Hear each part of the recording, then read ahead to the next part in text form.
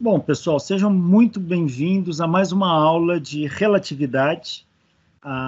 Vamos dar continuidade. Na última aula nós fizemos um lembrete sobre a dilatação do tempo e introduzimos o conceito de contração do espaço de Lorentz-Fitzgerald. Vamos lembrar um pouquinho desses termos.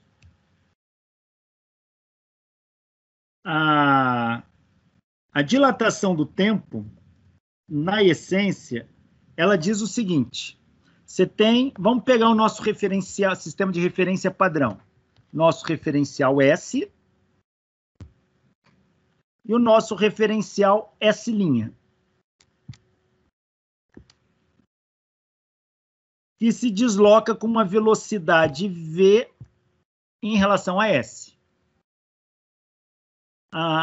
Quando a velocidade do referencial V tende à velocidade da luz, V se aproxima de C, um fenômeno vai acontecer.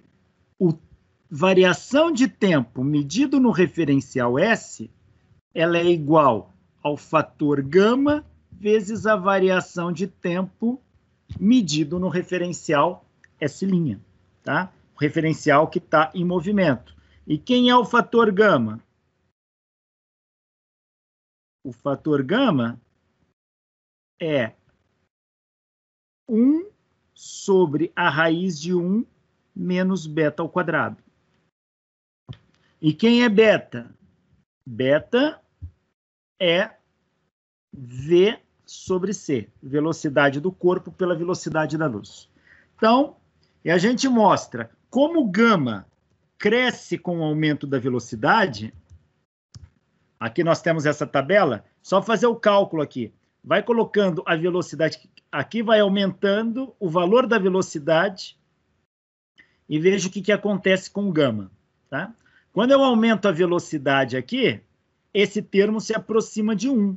Logo, essa raiz se aproxima de 0. E o denominador se aproximando de 0 faz gama crescer para infinito.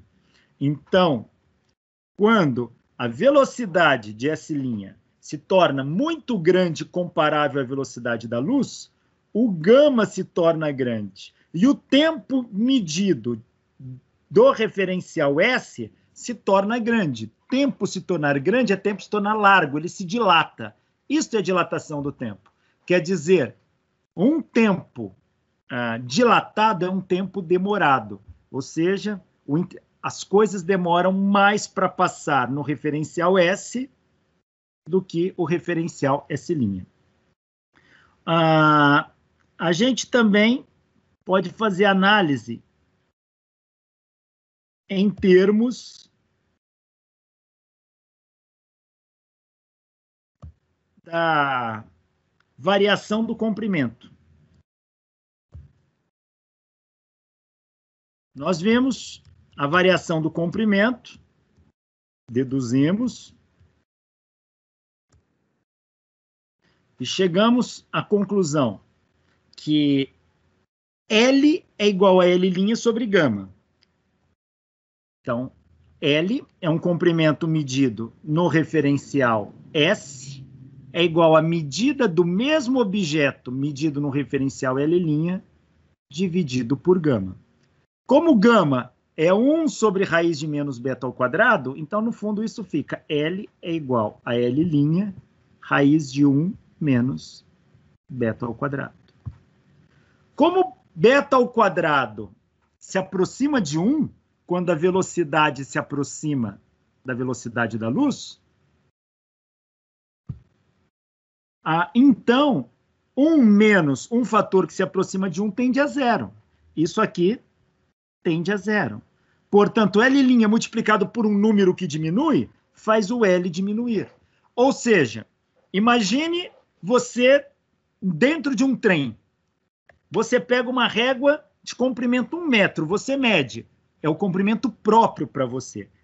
Você está ali com a régua tem 1 metro. Mas você passa pelo trilho do trem. E alguém externo ao trem, olhando o trem de fora, vai ver essa régua se contrair por este fator, que é raiz de 1 menos beta ao quadrado. Ou seja, o comprimento contrai. O comprimento contrai para quem? Para quem está no referencial S. Então, você está aqui, um trem, tem um indivíduo aqui dentro, segurando uma régua. Essa régua tem 1 metro. Esse trem está andando com uma velocidade V igual a 0,8 C para a direita. Mas tem um observador aqui, ó, olhando tudo isso aqui de fora. Esse é o referencial S. Esse é o referencial S'. Bom, este indivíduo que está no S' está dentro do vagão do trem, que se movimenta 0,8 C, isso significa 80% da velocidade da luz. Para o indivíduo que está dentro do trem, a régua tem 1 metro, não há dúvida. Mas para o indivíduo que está no referencial S, o tamanho da régua é o tamanho da régua medida em S' vezes a raiz de 1 menos beta ao quadrado. Vamos ver qual vai ser o tamanho para ele. L é igual. L' vale 1 metro. Raiz de 1 menos beta é V. V é 0,8 C. Sobre C ao quadrado.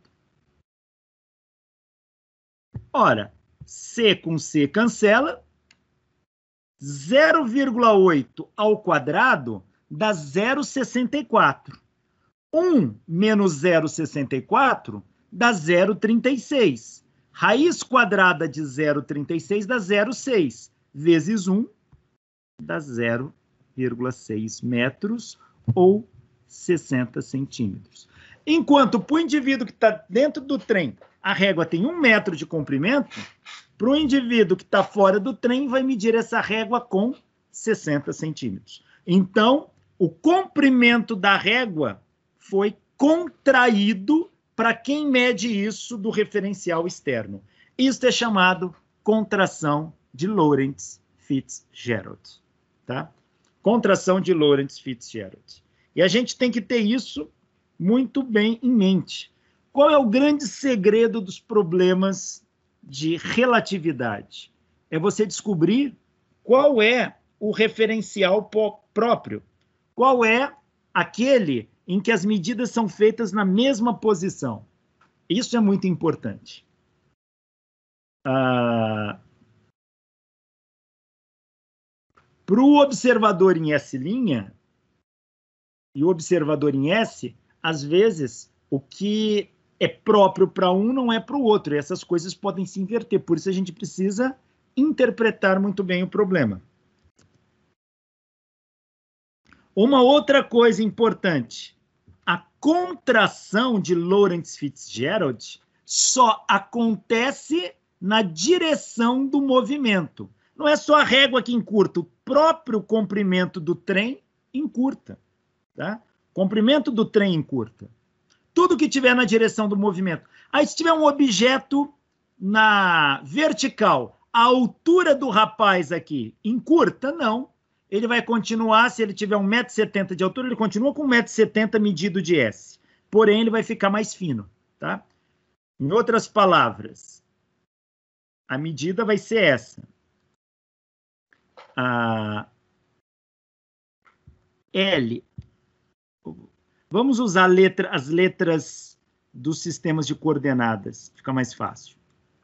Então, eu tenho um sistema de referência aqui, ó. X,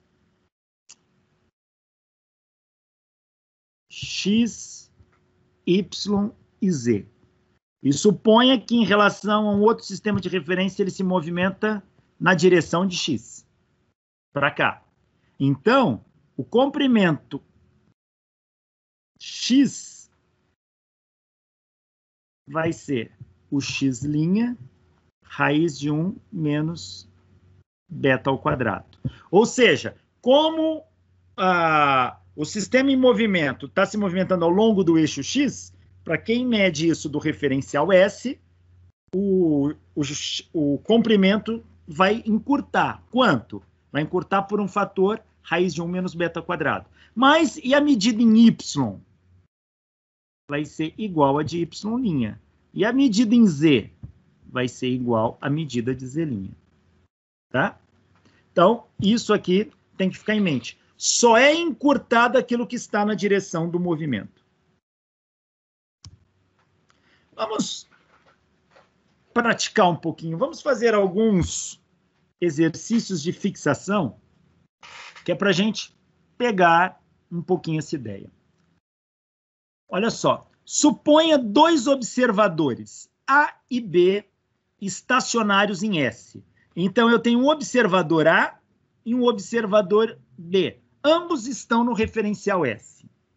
O observador A está na origem do sistema de referência e o B está na posição 900 metros.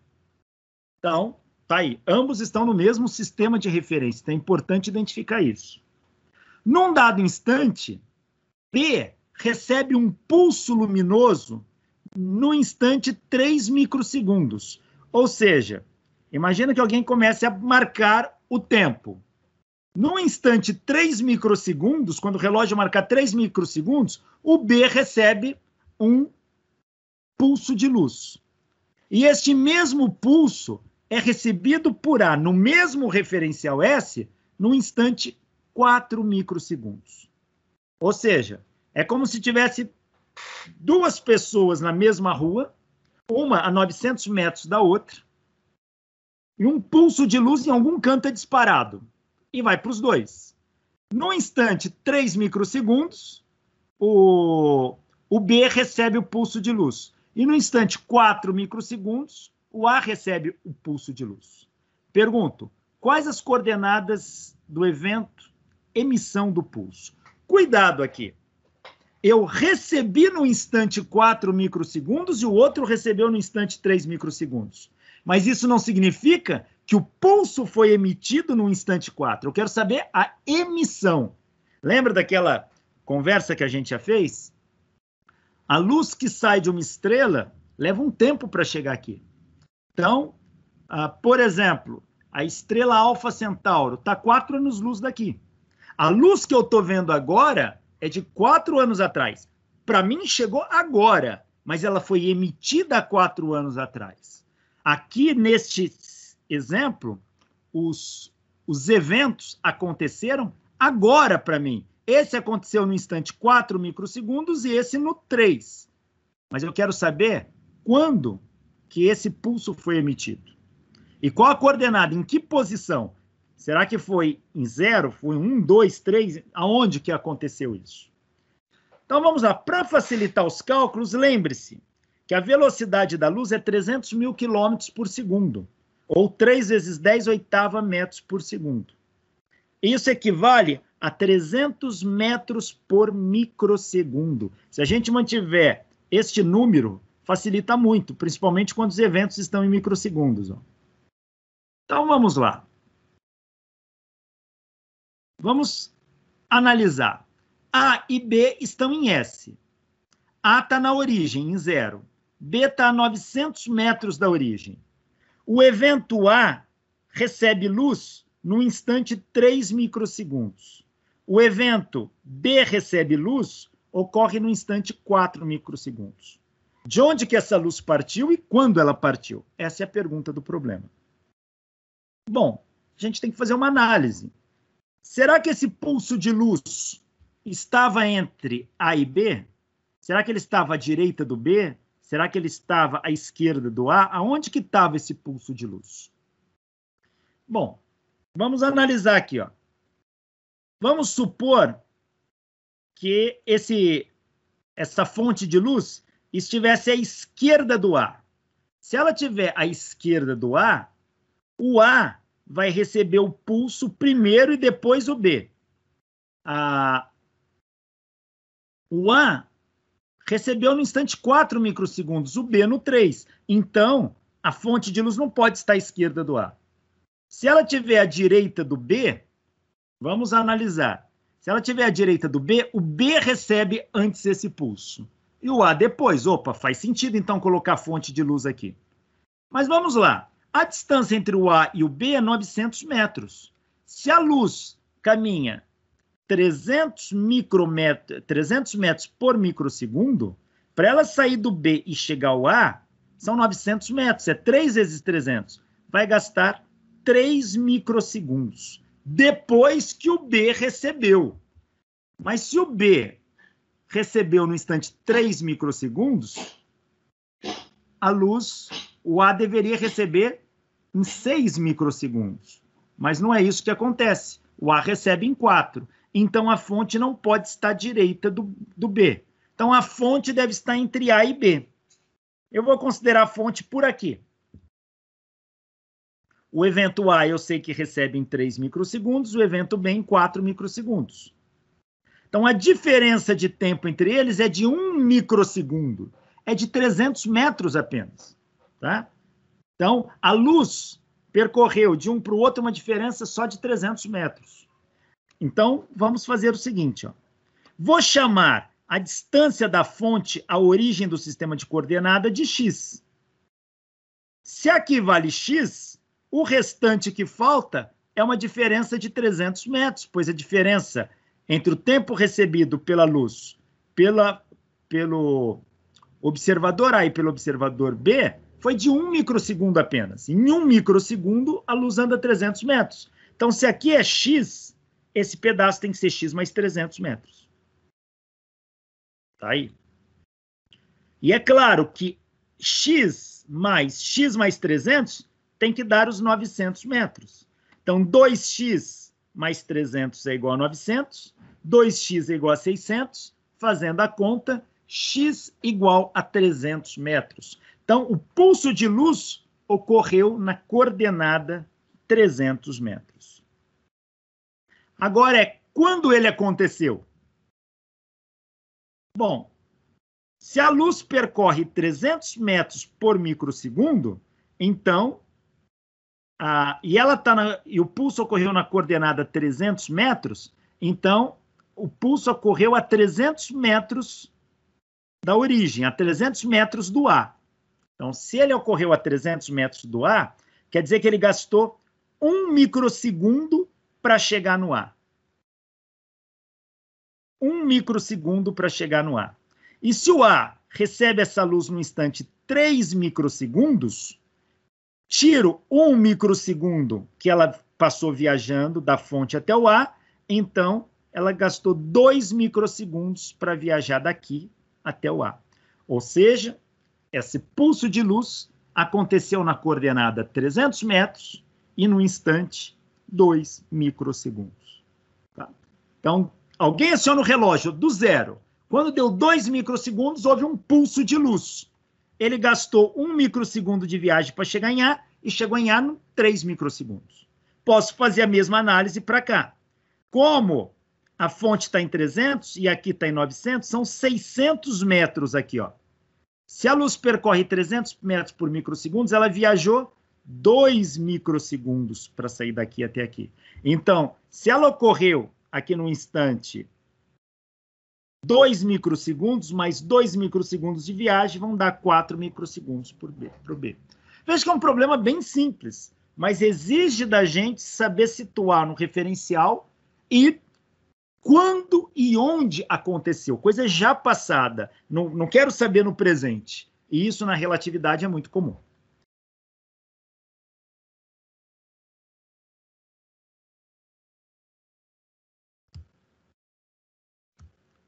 Olha esse aqui.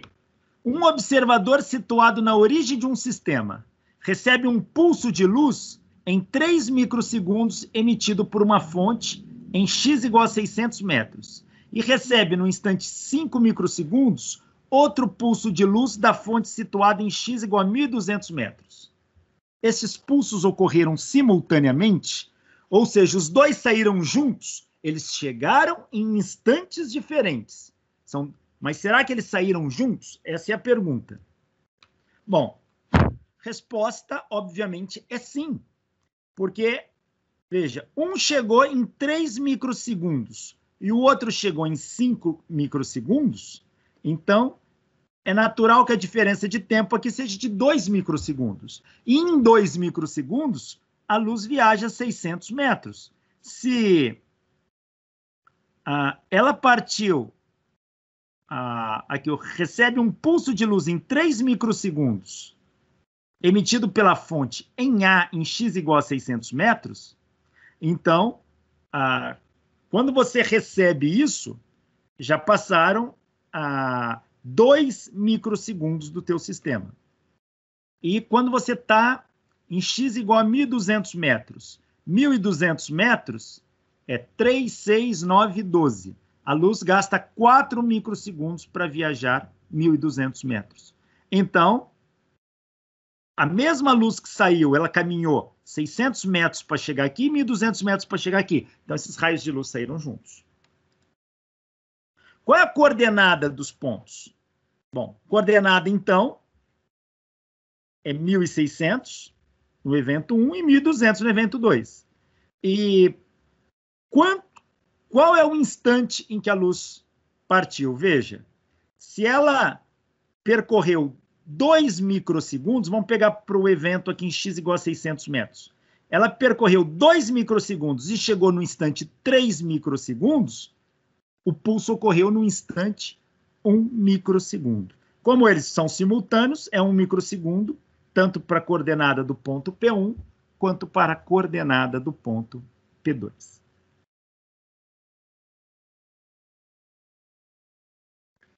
Olha este problema aqui, ó. Um astronauta viaja por meio de um foguete para a estrela Alfa Centauro, distante 4 anos-luz da Terra. Repare como está escrito 4 anos-luz. É uma notação também comum e fácil para a gente calcular. 4 anos-luz, a gente escreve 4 vezes C vezes ano. Isso é 4 anos-luz, tá? Se eu quero escrever 10 anos-luz, eu escrevo 10C ano. Tá? Por que escrever assim e não escrever ano-luz? Porque é a velocidade da luz viajando durante um ano, tá? Isso me dá distância. Então, a estrela Alfa Centauro dista 4C ano, ou seja, 4 anos-luz da Terra. E o foguete viajou com uma velocidade de 90% da velocidade da luz, ou seja, 0,9 C.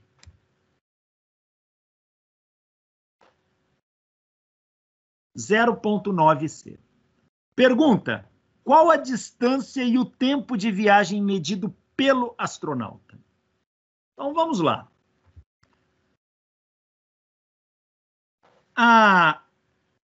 Vamos pegar a distância medida no referencial do foguete é igual a distância medida no referencial da Terra dividido por gama.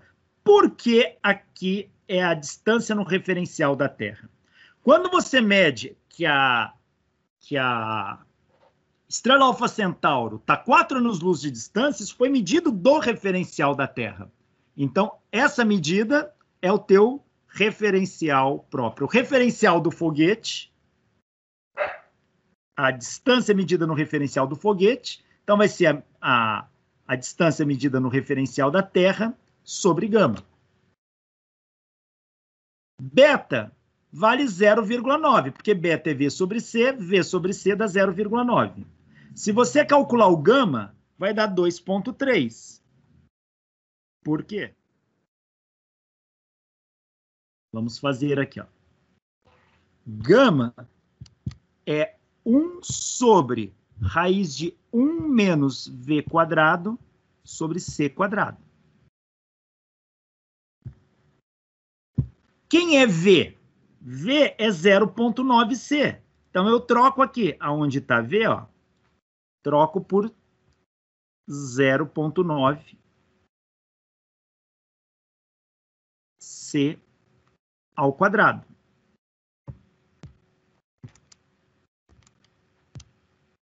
Então, tá aí. Ora, c quadrado com c quadrado cancela. 0,9 ao quadrado dá 0,81. Então, isso aqui vai dar 1 sobre raiz de 1 menos 0,81. Se você fizer essa conta, 1 menos 0,81, raiz quadrada disso, 1 sobre, está dando 2,3.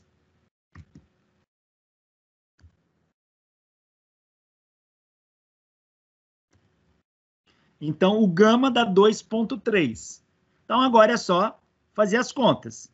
A distância medida no referencial do foguete é 4 anos-luz medido no referencial da Terra, dividido por gama, que é 2,3. Isso dá 1,7 anos-luz.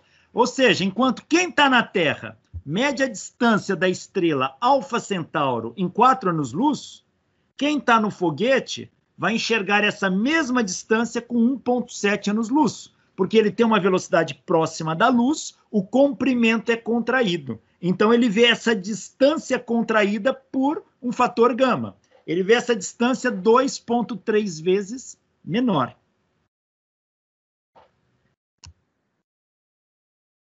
E qual é o tempo medido no referencial do foguete, o tempo de viagem? Bom, você pode fazer isso de várias formas. É o comprimento do foguete, tá? Ou a distância percorrida pelo foguete, dividido pela velocidade do foguete. Tá? Como? Vamos medir no referencial do foguete? O tempo no referencial do foguete é a distância no referencial do foguete, que é 1,7 anos-luz, dividido pela velocidade da luz, que é 0,9 c. Ó, olha como facilita a conta. Uso 0,9c. C cancela, dá 1,7 dividido por 0,9, dá 1,9 anos de viagem. Ou seja, para o astronauta, ele vai demorar 1,9 anos fazendo essa viagem. Enquanto quem está aqui na Terra vai medir a velocidade dele próxima de 4 anos. Na verdade, vai dar um pouco mais que isso, né? Medida da Terra. O tempo de viagem medido da Terra é a distância da viagem medida da Terra pela velocidade.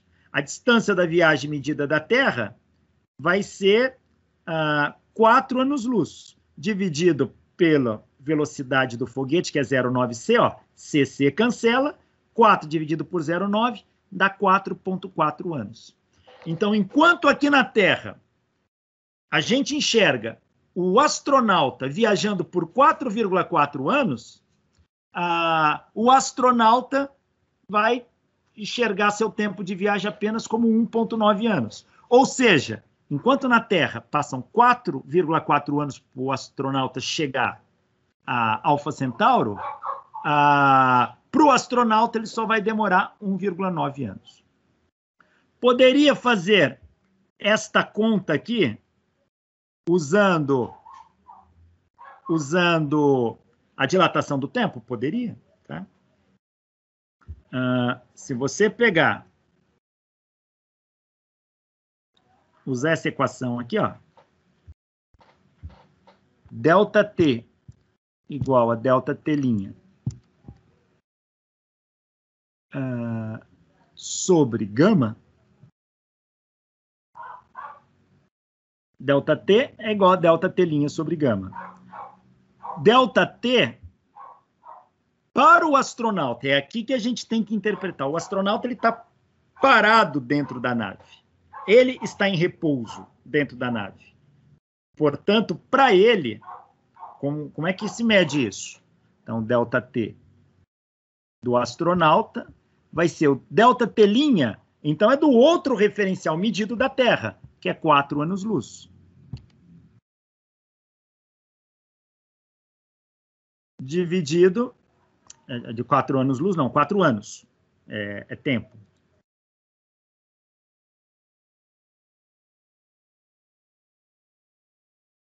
Quatro anos. Dividido por gama, que é 2,3.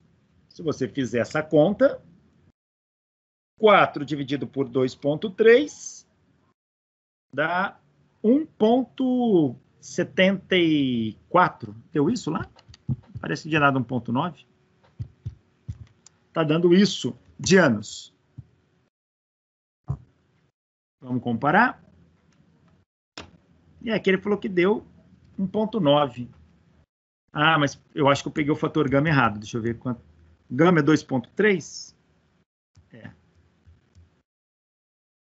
Pega isso de livro, às vezes eles arredondam. É. Deixa eu fazer a conta de novo.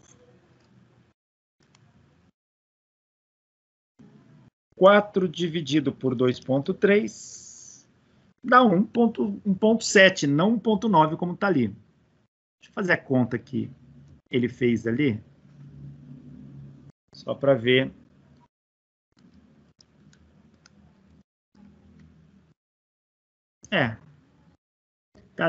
Tá dando uma pequena diferença aqui, mas o raciocínio é este mesmo, tá?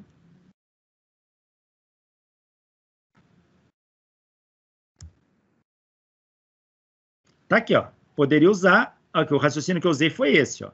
Só que essa conta mesmo tá dando 1,7, não 1,9.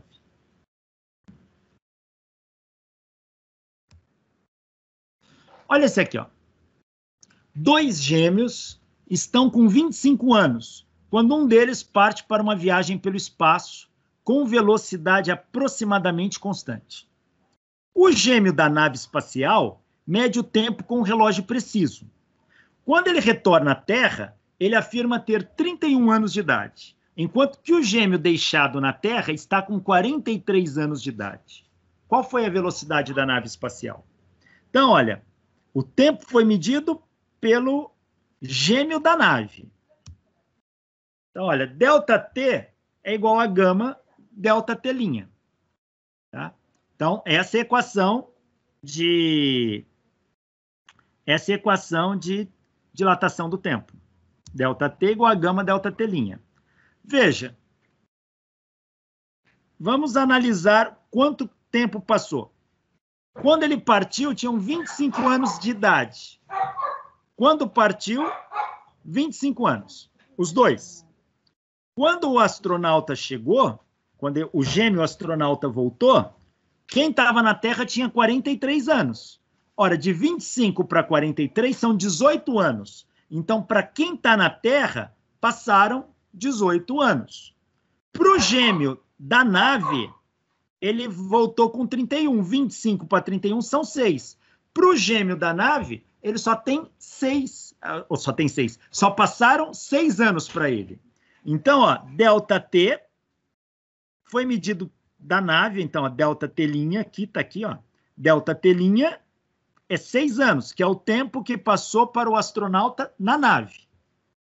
ΔT, 18 anos, é o tempo que passou para o gêmeo na Terra. Então, ΔT igual a gama ΔT'. 18 igual a gama vezes 6. Então, gama é 18 por 6, gama é igual a 3. Mas quem é gama? Gama é 1 sobre a raiz quadrada de 1 menos v quadrado sobre c quadrado. E isso tem que dar 3. Daqui, eu passo essa raiz aqui para cima, o 3 para baixo, raiz de 1 menos v quadrado sobre c quadrado dá 1/3. Passa esse quadrado para cá na forma de raiz, 1 menos v quadrado sobre c quadrado é igual a 1/9. Passo esse 1 para lá, v quadrado sobre c quadrado é 1 menos 1/9. V quadrado sobre c quadrado é 0,88.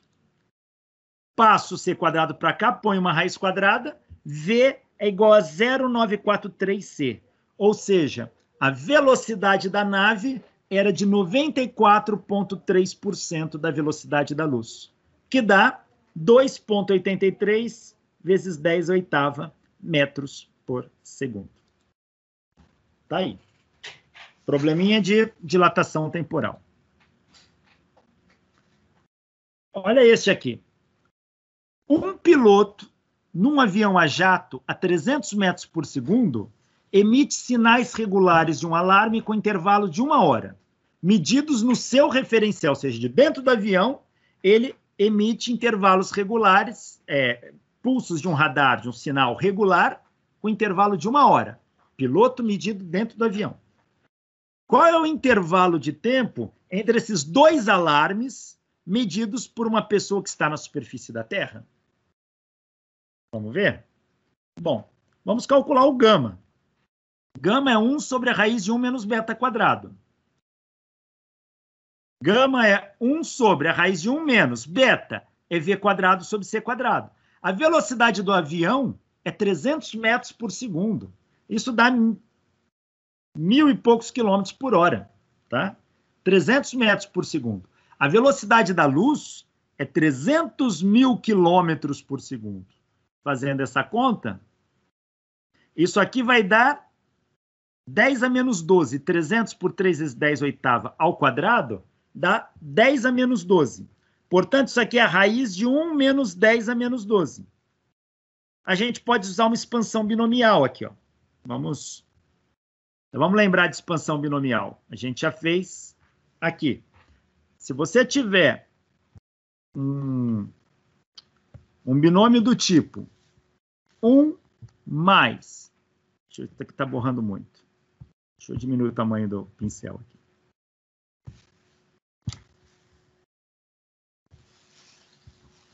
Um mais x elevado a n, você pode expandir isso em Taylor. Se o módulo de x for muito menor que 1, você pode expandir em Taylor. Lembra como se faz uma expansão em série em Taylor? Isso aqui vai ser 1 mais x mais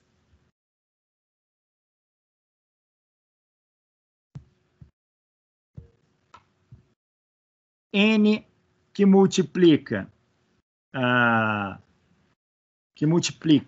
derivada dessa função em relação a x, derivada da função em relação a x, vezes x, aqui vai ser n menos 1, né? N que multiplica, tá errado. Vixe, hoje eu estou comendo bronha. Tá errado. Aqui. Isso aqui vai ser 1 mais nx mais n que multiplica n menos 1 x quadrado sobre 2 fatorial mais... Isso aqui vai embora. Se o x for muito pequeno, como esse aqui, ao quadrado é menor ainda. Dividido por um fatorial de um número é menor ainda. Então, isso aqui tende a 0. E só sobra isso.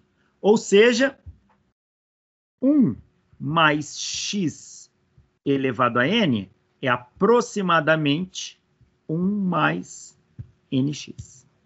Essa é uma aproximação binomial. A gente pode usá-la aqui. Por quê? Veja, isto aqui vai ser quem? Raiz quadrada de um número é a mesma coisa que o número elevado a meio. Então, isso aqui é 1 menos 10 a menos 12 elevado a meio. Se eu quero jogar isso aqui para o numerador ainda, isso aqui fica menos meio. Olha, esse cara é muito menor do que 1. Então, eu posso usar a expansão binomial. E aproximo isso aqui 1 como sendo menos meio, 10 a menos 12. Menos com menos fica mais. É o que está escrito aqui, ó.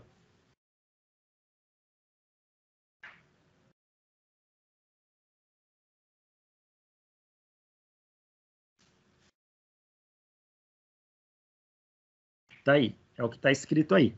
Então, ΔT é igual a gama ΔT'. Esse é o fator gama. ΔT é gama, que é isso, vezes ΔT'. ΔT' é medido no avião, é 1 hora. Então, isso aqui vai dar a variação de 1 hora. Se você fizer essa conta, 1 vezes 1 dá 1 hora. Mais isso aqui de hora. Isso aqui é muito pequeno. Se você converter, isso aqui está dando 1,8 nanosegundo. Então, a diferença de tempo é muito pequena, dá de 1,8 nanosegundo. O tempo medido para quem está na superfície da Terra é 1 hora e 1,8 nanosegundos a mais. Tá?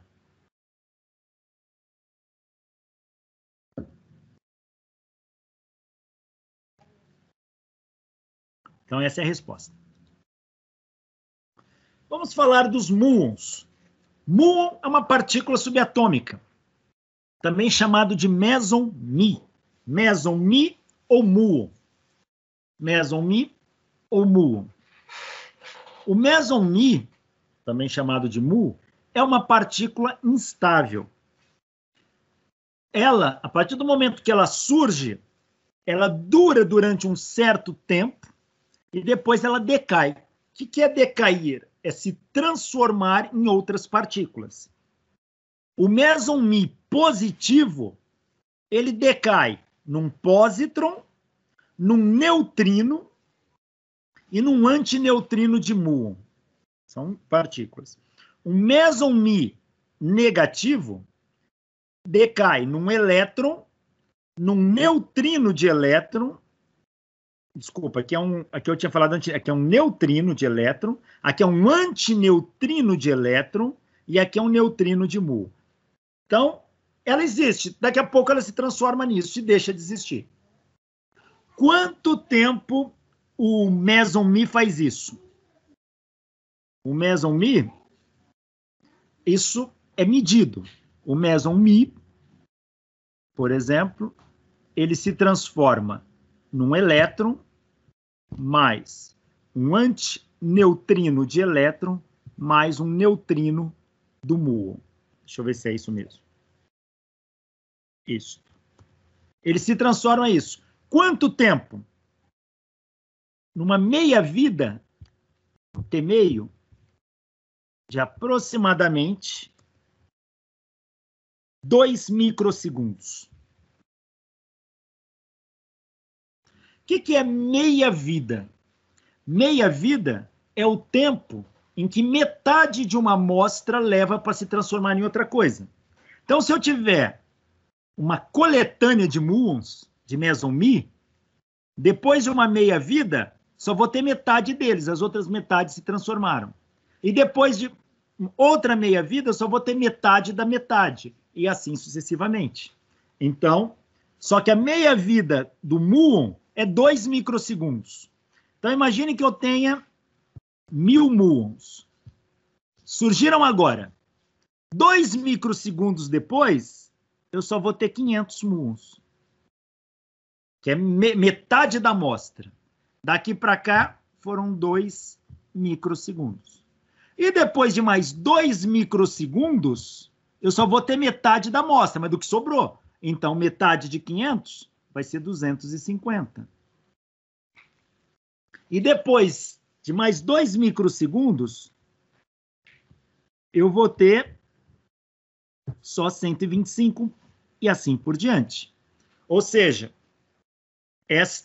isso acontece com várias partículas subatômicas. Cada uma tem a sua própria meia-vida. Aonde que surgem, onde que nascem esses muons, esses mesons-mi? Eles nascem na alta atmosfera e eles surgem devido à colisão de raios cósmicos e partículas carregadas vindas do espaço sideral que penetram com muita energia na atmosfera. Ao colidir com átomos e outras partículas que estão ali na atmosfera, nesta colisão, a energia que surge dali sintetiza-se no muon, no meson-mi. E esse meson-mi surge. E é claro que do momento que ele surge, ele tem uma velocidade. Se bater, ele tem uma componente de velocidade que ele continua se movimentando. Uma partícula vinda do espaço sideral, um raio cósmico, ao bater na atmosfera terrestre, produz outras partículas que ganham velocidades tão altas quanto o raio cósmico, próximas da velocidade da luz. E aí, esse muon desce. Só que enquanto ele está descendo, o tempo está passando. 2 microsegundos depois, só metade desses muons vão continuar existindo na descida. E mais 2 microsegundos depois, Só metade da metade vai continuar existindo. E assim sucessivamente. Então, nós temos aqui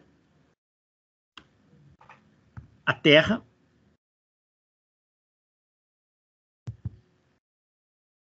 Nós temos aqui a atmosfera terrestre.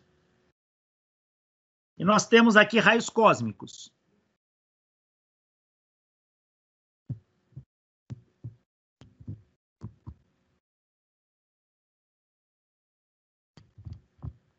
Quando ele bate aqui na atmosfera, é tanta energia que ele forma uma cascata de partículas subatômicas. A gente chama de cascata ou chuveiro. E entre essas, o muon é uma delas. E o muon se forma aqui, ó, e desce, próximo à velocidade da luz. Porém, conforme ele vai descendo, ele vai gastar um tempo. Ele vai se transformar no meio do caminho.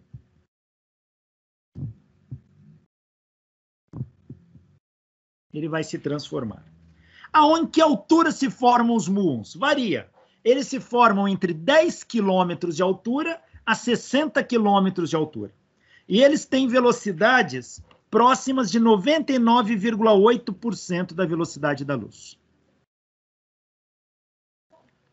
Então, vamos fazer algumas contas aqui. A meia-vida do muon é próximo de 2 microsegundos.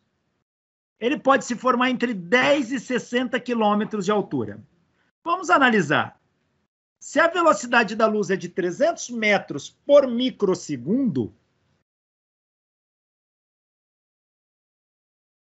para caminhar 60 quilômetros, que são 60 mil metros, quantos microsegundos vai precisar? Ó. Imagina que os mesons Mi se formaram a 60 quilômetros de altura. 60 quilômetros são 60 mil metros. Se a luz percorre 300 metros por microsegundo, se eu dividir por 300 metros, eu vou saber quantos microsegundos vou gastar. Ó, 0, 0. 6 por 3 dá 2. Vão passar 200 microsegundos. Ou seja, aonde o meson Mi se forma até chegar no chão, vão se passar 200 microsegundos. Vindo a velocidade da luz. Ele vem um pouquinho menos, então, na verdade, é um pouquinho mais do que isso. Se a meia-vida do meson é de 2 microsegundos, 200 microsegundos equivalem a 100 meias-vidas. A 100 meias-vidas. Bom, a equação que determina o número de mesons Mi que vai continuar existindo é essa aqui, ó. Sai da física nuclear. O número de mesons Mi que continua existindo é o número original dividido por 2 elevado ao número de meia-vida. Vamos analisar neste caso aqui. Se passaram 100 meias-vidas, o número de muons que chegam à superfície da Terra é o número de muons que estava lá a 60 km de altitude, dividido por 2 elevado a 100. Eu não preciso nem saber quantos tinham lá em cima, mas 2 elevado a 100 é um número muito grande. 2 elevado a 100 dá 1,67 vezes 10 a 30. Isso aqui é da ordem de 10 a 30, passa para cá 10 a menos 30. Se eu tivesse 1 mol de mesons Mi se formando, 1 mol é 10 a 24. Com 10 a menos 30, ainda vai chegar 10 a menos 6 mesons Mi. 10 a menos 6 não é um meson Mi inteiro, então não chega a nada. Então, veja, os mesons Mi se formam na alta atmosfera e não chega praticamente nada no solo, porque eles se transformam no meio do caminho.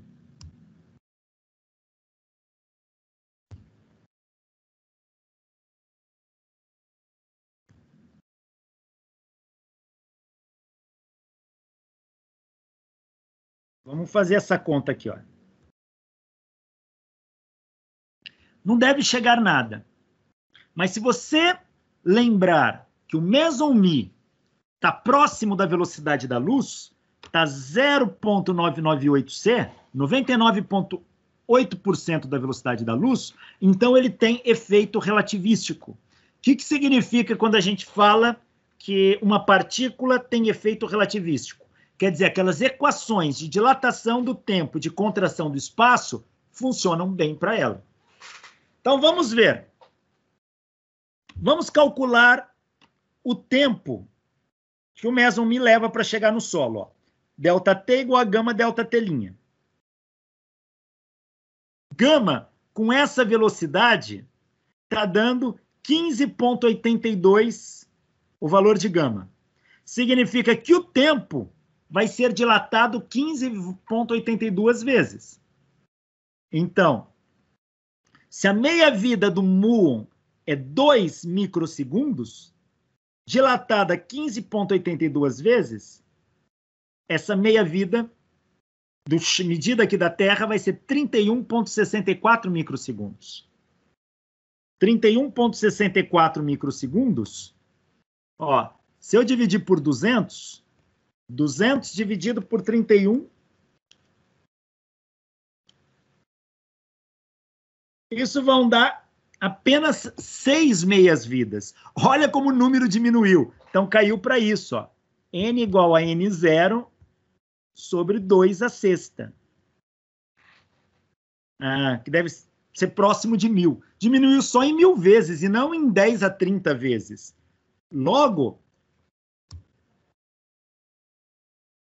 se você analisar isso, mesons μ vão conseguir chegar no solo, do ponto de vista relativístico. Tá? Vamos ver qual a distância que ele percorre? A velocidade da luz é 0,998c. C é 300 metros por microsegundo.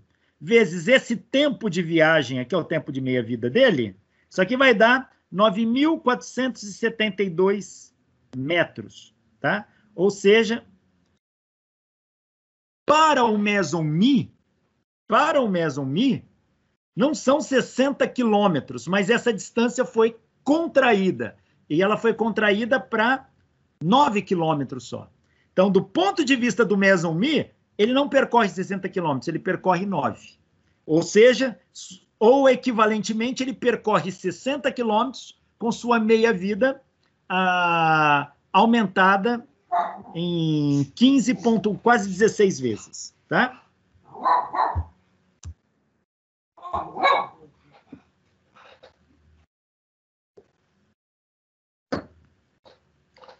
Isso que eu estou comentando, nós vimos no vídeo passado, que eu mostrei para vocês, o experimento de Fish-Smith sobre medida do meson μ dos raios cósmicos. Fish-Smith, eles fizeram a conta o seguinte, eles subiram no topo do Monte Wilson, se eu não me engano, uma montanha bem alta, a 3.000 metros em relação ao nível do mar. Sabiam que raios cósmicos estavam se chocando e formando meson μ a mais ou menos 10 quilômetros de altura. Eles levaram um detector de meson μ no topo da montanha e mediram mais ou menos 500 mesons μ por hora que chegavam aqui. Aí eles fizeram um cálculo sem levar em conta a relatividade. Quantos desses vão chegar no solo? Apenas meia dúzia chegariam no solo. Porém, quando eles pegam seu detector e trazem para o nível do mar, lá no solo, eles medem 500 mesons μ por hora. Eles medem tanto meson μ lá embaixo, quanto eles mediram no topo da montanha. E a explicação que eles dão é simples. Há um efeito relativístico. E quando ele coloca o cálculo da relatividade, aqui ele mostra que isso vai acontecer. É a primeira prova de que a relatividade funciona.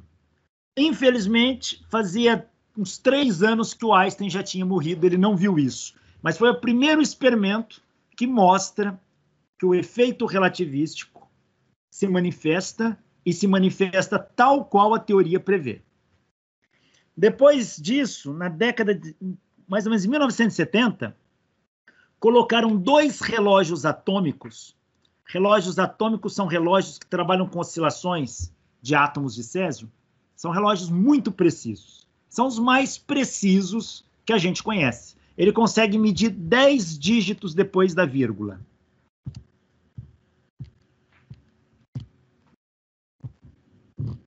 De segundo. Essa é a precisão de um relógio atômico. Hoje, se eu não me engano, tem alguns que medem até mais do que isso. Se eles medem toda essa precisão, vamos pensar, se aqui é 1 segundo, aqui é 1 milissegundo, aqui é 1 microsegundo, aqui é 1 nanosegundo. Ele mede até décimo de nanosegundo. Então, resolveram pegar 2 relógios atômicos aqui na Terra, um relógio A e um relógio B, e sincronizaram. Lembra que esses relógios são muito precisos. Para você ter uma ideia, um relógio desse atrasa 1 segundo a cada 3 milhões de anos. Tá? Então, são muito precisos. Sincronizaram os 2 relógios. Pegaram o relógio B e colocaram num avião a jato, que voa aí a 900 km por hora. E fez esse avião dar uma volta aí com ele em torno da Terra e depois volta. Se a relatividade estiver errada, não deve ter diferença de tempo entre os 2 relógios. Mas se a relatividade estiver certa, um avião voando com essa velocidade deve causar, vamos calcular aqui, ó, 900 km por hora. 900 km por hora, vamos converter em metros por segundo. Basta dividir por 3,6. Dão 250 metros por segundo. 250 metros por segundo. Vamos calcular o beta. Beta é V sobre C. Então, são 250 metros por segundo, dividido por 3 vezes 10 oitava metros por segundo. Tá aí. Fazendo essa conta, isso aqui está dando 8,33 vezes 10 a menos 7. Vamos calcular beta quadrado. Isso vai dar 6,9 10 a menos 13. 6,9 10 a menos 13, vamos calcular o gama.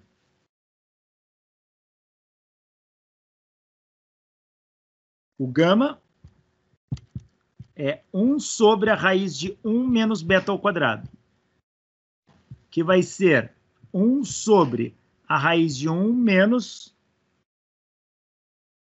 6,9 10 a menos 13.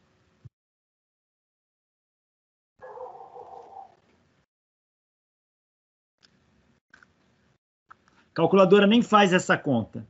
Vamos fazer isso numa expansão em série de Taylor. Vamos arredondar aqui para 10 e aqui fica 10 a menos 12. Vamos fazer aquela mesma expansão. Isso aqui no fundo vai ser 1 menos 10 a menos 12 elevado a menos meio, que vai dar 1 menos meio 10 a menos 12. Tá? Vai ser este fator aí. E nós já fizemos essa conta. Só que dá por volta... se você aplicar isso para 1 hora, dá por volta de uma dilatação de 1 nanosegundo. Ou 2 nanosegundos. Nós fizemos naquele problema do avião. Vamos voltar lá. Aqui. Deu 1,8, aproximadamente 2 nanosegundos de dilatação temporal.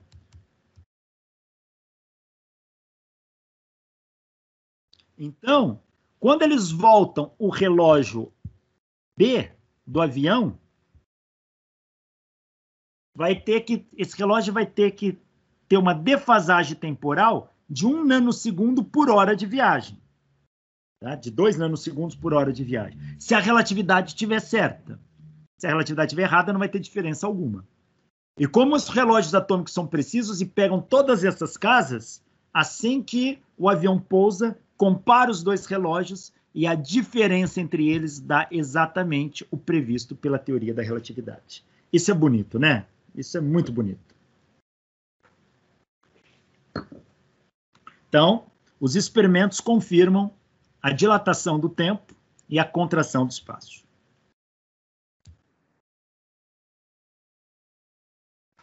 Então, vamos lembrar um pouquinho o que a gente já viu. O que é relatividade? Relatividade de Einstein, graças a esse indivíduo, ele mostra a importância de referenciais inerciais. Quando a velocidade de um deles se aproxima da velocidade da luz, o que acontece com as medidas de tempo e as medidas de comprimento? Ou seja, é a relatividade das medidas. E Einstein vai mostrar que isso também se aplica à eletrodinâmica. Tá? Então ele diz, não apenas na mecânica, mas também na eletrodinâmica, os fenômenos não têm nenhuma propriedade associada ao conceito de repouso absoluto. Este é Albert Einstein. Einstein parte do pressuposto que a luz se propaga no vácuo com uma velocidade definida c, que é independente do movimento do corpo que emitiu. A velocidade da luz é constante para qualquer referencial inercial, qualquer sistema de referência. Não importa se um está em repouso ou em movimento em relação ao outro. Observadores diferentes encontram sempre a mesma velocidade de propagação da luz, que é c. Einstein mostra que simultaneidade é um conceito relativo. O que é simultâneo para um não é para outro. Portanto, quando duas coisas acontecem ao mesmo tempo para um, elas podem acontecer em intervalos diferentes, um passado e um futuro. Portanto, passado, presente e futuro são conceitos relativos.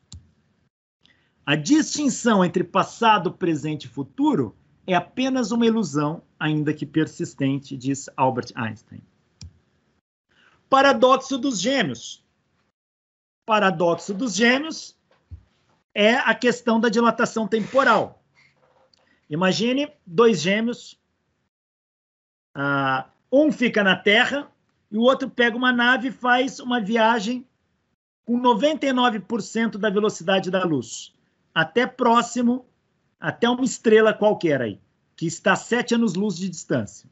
Como ele está muito próximo da velocidade da luz, medido do referencial Terra, ele vai gastar 7 anos de viagem. Medido do referencial da nave, o tempo dele vai ser menor do que o tempo da Terra. O tempo da Terra se dilata comparado com o dele. Portanto, ele vai fazer num tempo muito menor. Eu peguei esse slide aqui, isso era coisa antiga, está 1 ano, e esse slide não fui eu que montei. Deixa eu só fazer as contas aqui. Vamos calcular o gama para 0,99.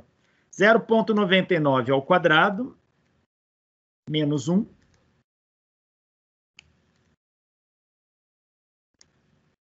Raiz quadrada, 1 sobre. É isso mesmo. O gama dá 7. O gama dá 7. Então, se a gente usar essa conta... deixa eu pegar lá nos slides mesmo. A gente pegar essa conta. ΔT igual a gama ΔT'. ΔT. Opa.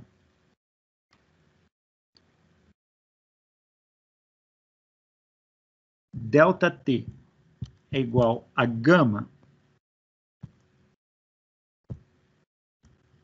ΔT'.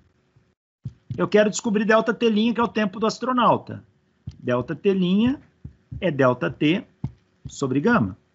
Só que Se ele está 7 anos-luz viajando próximo da velocidade da luz da Terra, ele viaja por 7 anos. E o gama deu 7. Isso dá aproximadamente 1 ano de viagem. Ou seja, enquanto na Terra passam 7 anos, o astronauta passa 1 ano. Se ele vai e volta para a Terra, são 7 anos para ir, 7 anos para voltar. Passam 14 anos. Imagina que ele saiu com 10 anos de idade. Vamos pensar num casal aqui, João e Maria. Vamos fazer assim. Vamos pensar que aqui a Maria ficou aqui na Terra. E o João viajou no foguete. João. E aqui a Maria. Cada um tem 10 anos.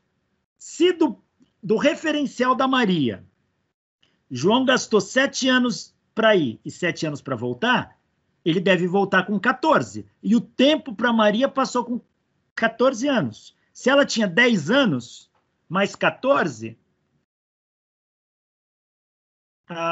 quando João voltar, Maria tem 24 anos.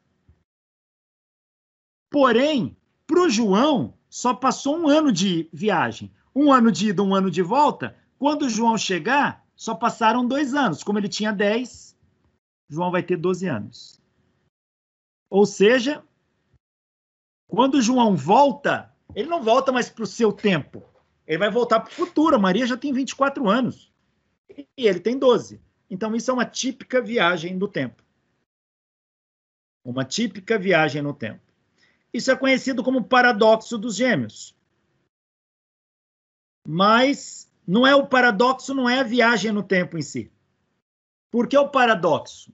Porque quando João viaja, ele sai daqui e vem para cá, próximo à velocidade da luz.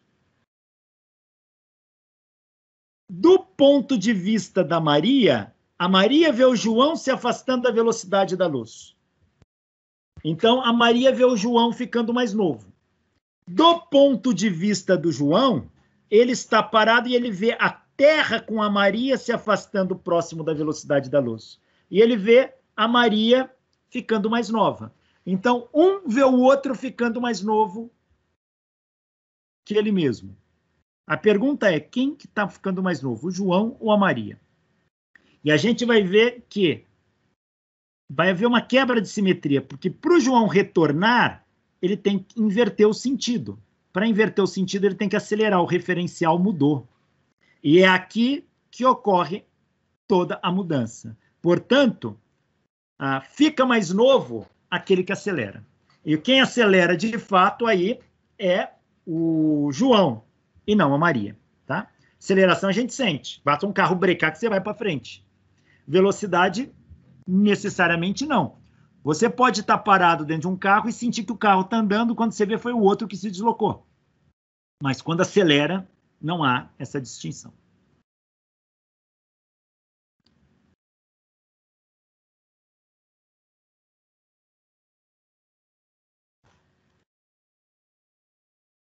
Então, paradoxo, onde está o paradoxo? O paradoxo está na quebra de simetria quando o João acelera.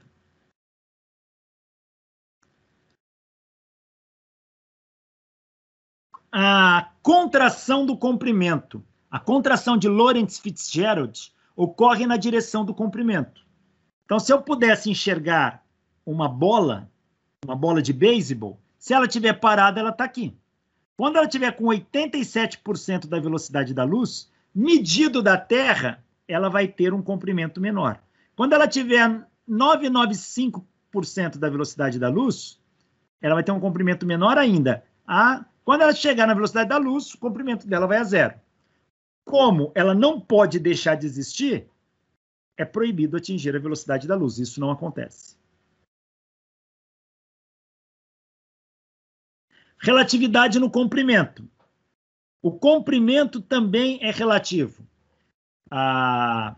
O comprimento Para quem está no referencial da Terra e vê a nave viajando, vai ver que as medidas do comprimento da nave são menores do que quem está dentro da nave medindo.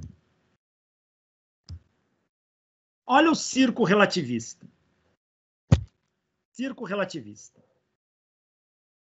Imagine um galpão onde as portas são sincronizadas, elas abrem e fecham.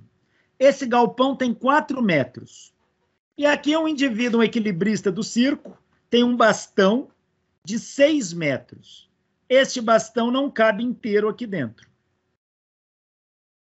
Ele não cabe inteiro, tá? Se ele tentar entrar, um pedaço vai ficar para fora. Mas agora imagine que esse indivíduo corra nesta direção para dentro do barracão, mas ele corra com uma velocidade próxima da luz.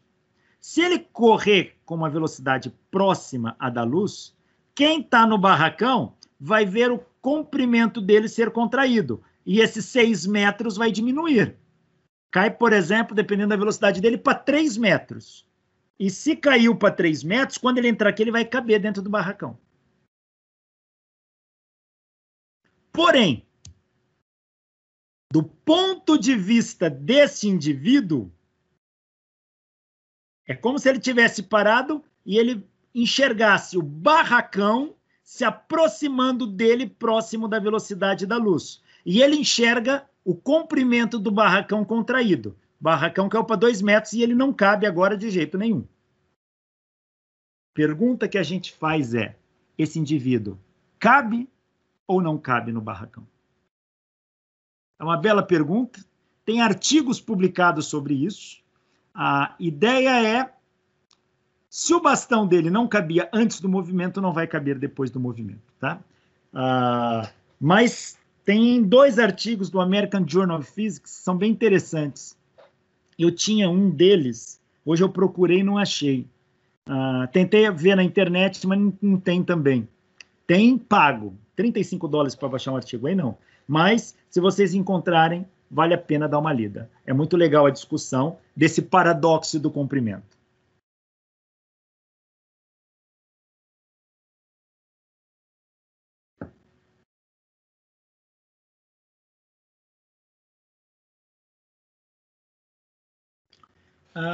Pessoal, aqui eu vou falar da análise de referencial e a gente vai entrar na chamada contração de Lorentz. Contração não, desculpa. Transformação de Lorentz. Então, nós vamos falar da transformação de Lorentz, que é uma transformação importante. Mas vou fazer o seguinte. Eu não vou entrar nisso agora, que não vai dar tempo de acabar. E aí, deixá-lo pela metade é um pouco complicado. Aqui envolve algumas deduções. Mas a gente vai ver na próxima aula que Hendrik Lorentz, antes do Einstein, ele já havia proposto uma análise de contração de comprimento. Ele até sugere isso lá no braço do interferômetro de Michelson. O problema é que o referencial que ele usou e a maneira como ele usou era uma. O Einstein chega nas transformações de Lorentz por outro caminho, tá? Mas nós vamos estudar as transformações de Lorentz. Para que servem essas transformações? Elas vão permitir passar do referencial S para o S', do S' para o S, mesmo para corpos próximos à velocidade da luz. Mas isso é um assunto para a nossa próxima aula. Valeu, muito obrigado.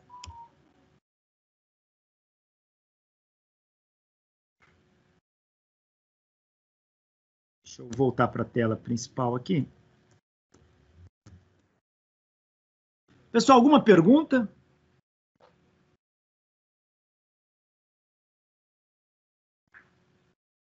Nada?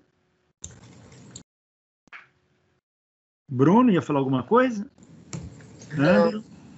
Não? Por enquanto ainda não.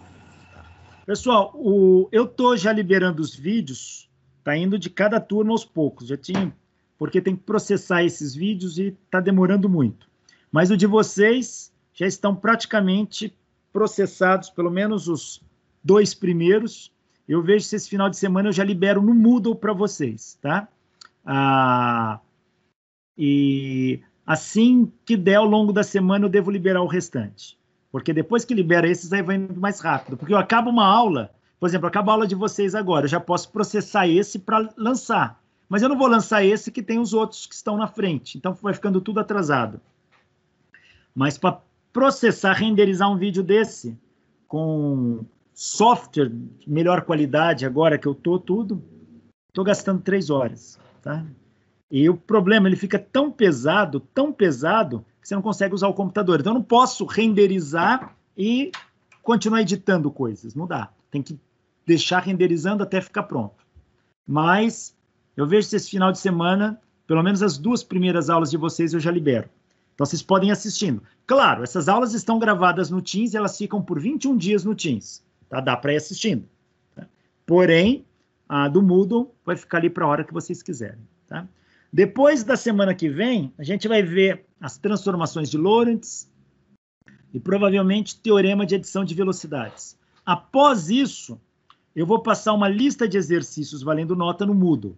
Aí eu vou passar, dar um prazo ali de 1 semana, 2 semanas para vocês resolverem, para estudar, porque aí vai ter que sentar, olhar, assistir toda essa matéria, pegar um livro, folhear, ler, para poder resolver os exercícios. Tá ok? Então, eu me despeço aqui, agradeço a atenção de todos, a paciência, bom final de semana a todos e até breve, pessoal. Tchau, tchau. Tchau, tchau. Boa noite, até mais. Valeu, tchau, tchau. Boa noite. Boa noite, boa noite.